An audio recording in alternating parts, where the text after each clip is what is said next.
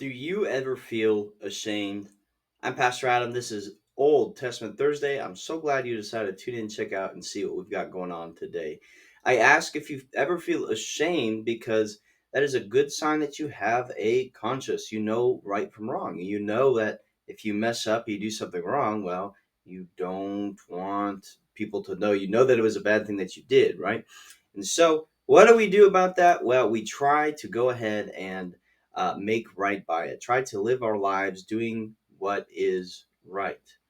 But what happens if we fall short? We all know that we all fall short and all have not met God's expectations. Well, what does that mean for you and me?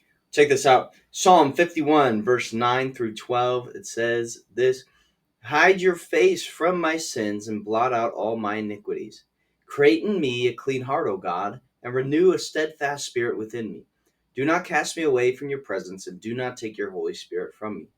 Restore to me the joy of your salvation, and sustain me with a willing spirit.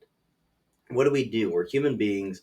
We mess up. We fall short of God's expectations. We sin, and we are ashamed of ourselves. What do? Well, what was David doing? He said, Hide your face from me, God. Don't look at me. Blot out my iniquity so you wouldn't see them. And what does David ask God to do? He says, Reignite my spirit, clean my heart. He says, why? Because the heart is what was thought as the thoughts, the ideas, and the motivations, and different things like that.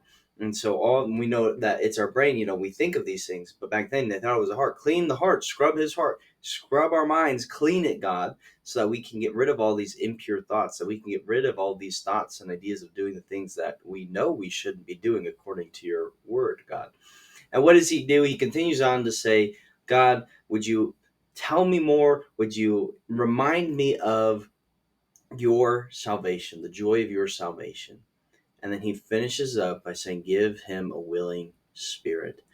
So today, what do I want you to know is that we all fall short of the glory of God. We sin, we mess up. What should we do about it? We should ask God to clean our hearts, remind us of what it's like to be and follow in God's will. And then to ask God to give you a willing spirit to sustain you, because it's hard sometimes to keep going forward. But with God's help, anything is possible.